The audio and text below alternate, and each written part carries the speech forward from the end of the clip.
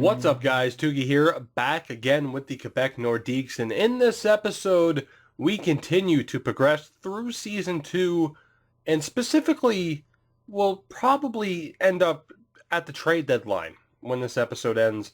Unfortunately, I left you guys at the end of the last episode with a dilemma, and that was, what do we do with the roster? You know, it's Boone Jenner's not really working out.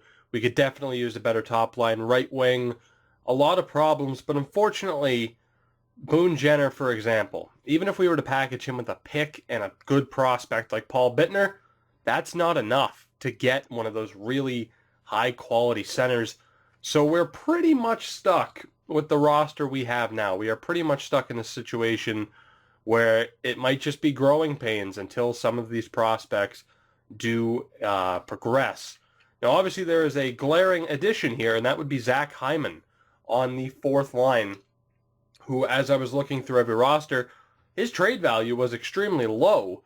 So we traded J.P. Anderson, our backup goalie in Cleveland, as well as a fourth-round pick this year and a seventh-round pick, I think 3 years from now, for Zach Hyman. I don't expect him to get much better. He was an 81 when we acquired him, but we gave up literally nothing for him. Now, the big thing, though, that I can do this season, and I do want to sim a little bit ahead before doing this because we would have to trade away some people, but it would make us better. But the question is it worth really making us better? Because we would take a pretty big hit morale-wise. Carl Alsner's still available. He could easily replace Nick Holden as the third pairing left defenseman. We could sign him for 1 year, probably under the $5 million asking price, and we could bring him in. Same thing goes with goaltending. Despite the fact Jonas Enroth has been solid, we could bring in Ryan Miller, as the list takes forever to load. We could bring him in on a 1-year deal. We could even sign Brizgala for shits and giggles. But we could bring in remaining free agents that would improve this team. But for the moment, I think the course of action is going to be to sim just a little bit further. We're only 23 games in. We're not that far out of a playoff spot. Injuries have been a real hassle for us this season. Hopefully that situation will improve. We do have a very, very busy month of December to wrap up the year. So I think what I'm going to do is I'm going to sim to January 1st. We'll take a very big look at what the team is looking like, and mainly the success of this upcoming month will dictate what we do moving forward. So let's see how the Quebec Nordiques can do. Can we find ourselves in a better spot? Because my hope is that as we approach January, players start showing up on the trading block that we could pick up for cheap. That's the hope. But let's see what happens. I'm stalling because I don't know what's going to happen here. Hoping for the best. Let's see what happens.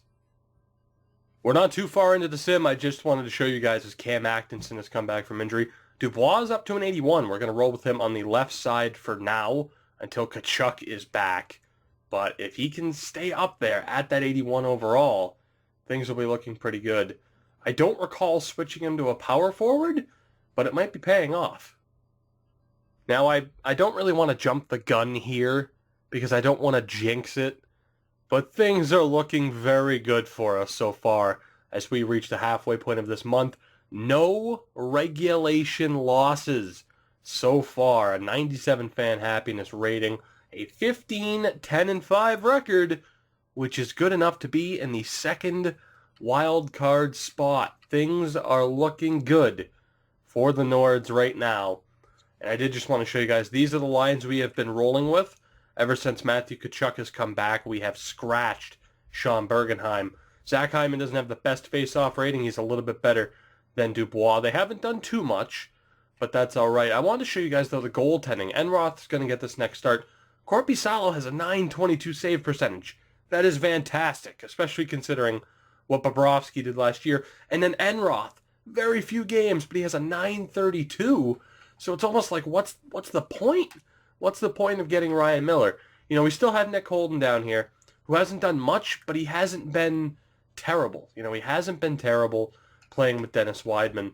And like I said, if we were to get rid of him, he does have some good relationships with Savard, Lindholm, and Enroth, which could be pretty detrimental.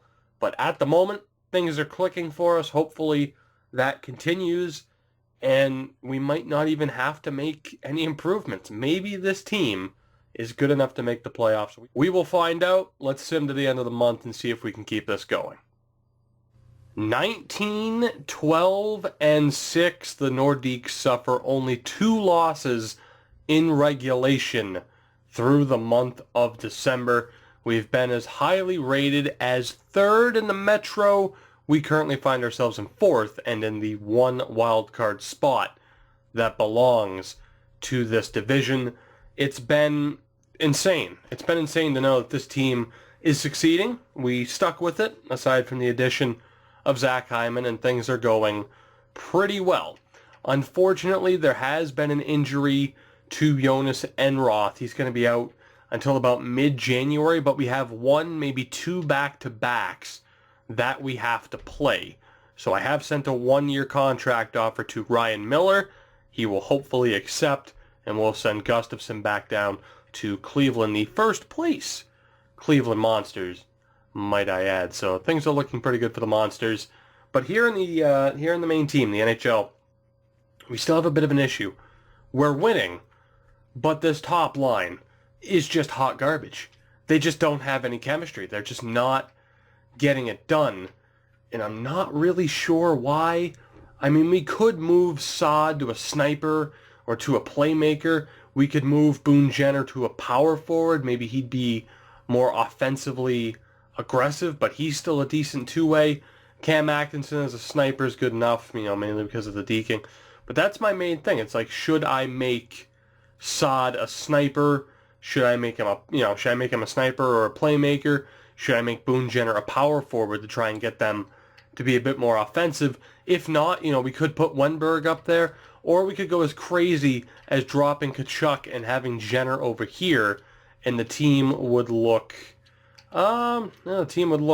something like that, basically. We'd probably have Zach Hyman over here, Dubois back at center. Like, it'd be a pretty crazy lineup. There are certainly changes that we can make. It's just a matter of what we want to do. But again, we're still winning. Despite injuries, we're still winning. So I don't think I want to make any major changes. But if we start to slide through January, that's when I'll look at making changes. And I'll be looking at trading block, seeing who is available. But for now, let's sim up to just a little bit over the halfway point. This game against the Devils, we will sim until the day after. On January 17th, we will see where we stand. We will see if Ryan Miller signs and how well he'll do. And then we'll take it from there. Now, unfortunately, we have sustained another injury. Not a very good time. Alex Wenberg goes down. For the record, Ryan Miller has signed, but he actually missed the first start I wanted to give him. That went to Gustafsson. We got the win there. But right now, I wanted to show you some of the progression. Tkachuk is up to an 86, which is crazy. Dubois up to an 82. Hyman up to an 82. And down in the AHL, Mats Olsson, who we drafted in the 2nd round this year, is up to a 78 already this season. So I'm a little bit disappointed in Paul Bittner, who really hasn't progressed too well. But I just wanted to show you guys that very quickly before the numbers eventually fluctuate, as they tend to do. So guys, we have reached our point. Actually simmed a couple of days ahead. We've started to fall off a little bit this month. The early loss to Winnipeg, string together a couple wins, and now we have 3 straight losses. I should mention as well, Ryan Miller was claimed on waivers by the Bruins. He lost 4-1 in that game to Detroit. We looked to send him down, and really the ideal situation happened. He was claimed on waivers, so he's gone. He just filled in where we needed him. But looking at this lineup, and I do want to point out the AHL really quick, Mats Olsson has jumped to an 81. Like, this guy might be a hidden gem. I know he has low top 9 potential. He is his overall is just growing at a ridiculous rate. Paul Bittner finally went up as well. And in the AHL, we have Matheson and Hetherington both at 81s. Unfortunately, Rasmus Anderson hasn't gone up. But as far as other people going up in overall, Jonas Korpisalo is up to an 88. He's still doing all right for us this season. Enroth will get the next start. And I wanted to point out, too, I've taken a risk, and I've changed some player types. Pierre-Luc Dubois has been moved. Originally, he was a two-way. I moved him to a power forward. Now I'm moving him to playmaker. Just because he's 6'2", he has good body checking. That doesn't mean we necessarily have to put him in a power forward. I want to see if we can help unlock that offensive ability just a little bit more, so it'll be interesting to see what he does when he gets back. Boone Jenner, as I said I probably would, has been changed to a power forward. He's a great two-way. He's a very well-rounded player, but we need him to get that offense going just a little bit more. Cam Atkinson's the same. Matthew Tkachuk has been changed. I believe he started off as a power forward, and we changed him from a power forward to a sniper. Again, we want him to get that offense going. The wrist shot he has is unreal, so we really need him to get that going. He still has the size. He still has the strength. Or, he doesn't, it's 6'1", not the biggest guy in the world, but he has the checking, he has the strength. Hopefully he can turn into kind of an Ovechkin type and really get that offense going. Wenberg's the same. Lindholm is the same. I think everybody else is the same. Yes, they are. But they have just a quick look at some of the other changes I made. But right now we're going to see if the player type changes can help things out, because we went from second place at one point to now back to sixth. The Metro is a very, very tough division to be in right now. That is a big part of the problem. So we're going to see if we can turn things around here until we have, 5 games until the beginning of the month, and then we'll see what happens from there. And I'm not sure how much further we'll go down the line. I think I will stop before the trade deadline to give you guys another chance to bring in your input now that you've seen how this has gone so far. But let's see what happens. We'll go to February 1st, and we'll take it from there. 24, 20, and 6 is our record at the end of January, and we've fallen off, flat out. We have fallen off. The month started off in a good way, but we have now lost, 6, 7 out of our last 8. Our last win coming against the New Jersey Devils, who we played 3 times in January. The Cleveland Monsters are doing great, but otherwise, we are in a bit of trouble. At one point, we were in second place in our division. We are now 10 points back of the Rangers and find ourselves out of the playoff picture. Right now, well, not out of the playoff picture, out of the current structure. We're 2 points back of the Devils, 3 points back of the Pittsburgh Penguins. But obviously, changes have to be made. Changes have to be made. We were rolling with Saad on the top line, as you can see, has 34 points so far this season. We put Wenberg up on the top line. He started doing all right. And then we had Cam Atkinson. We dropped Jenner down. He hasn't done too much. The problem is that we just have players that we need to give them time. They're really the only 2 players who don't factor in long-term are Toulouse and Hyman. They're just fill-ins for now, and they're on the 4th line, which is fine. That was the plan, was to kind of have Dubois hopefully make it to the second or to the 3rd line, which he has. So really, just the question is, what do we do? What do we do? Like, Puljujärvi's eventually going to make it up a line. I'm very disappointed in Boone Jenner, and the fact is, it's a contract year for him, and I just don't know if I want to commit to him as our future number 1. Seth Jones right now is a 90 overall. He's looking good. Ryan Murray, David Savard, high overalls for the most part. I know it was mentioned, Noah Hannafin. We have Ryan Murray. I actually looked at the Hannafin trade. It'd be better to keep Murray. We just have to give up too much. The defense is fine.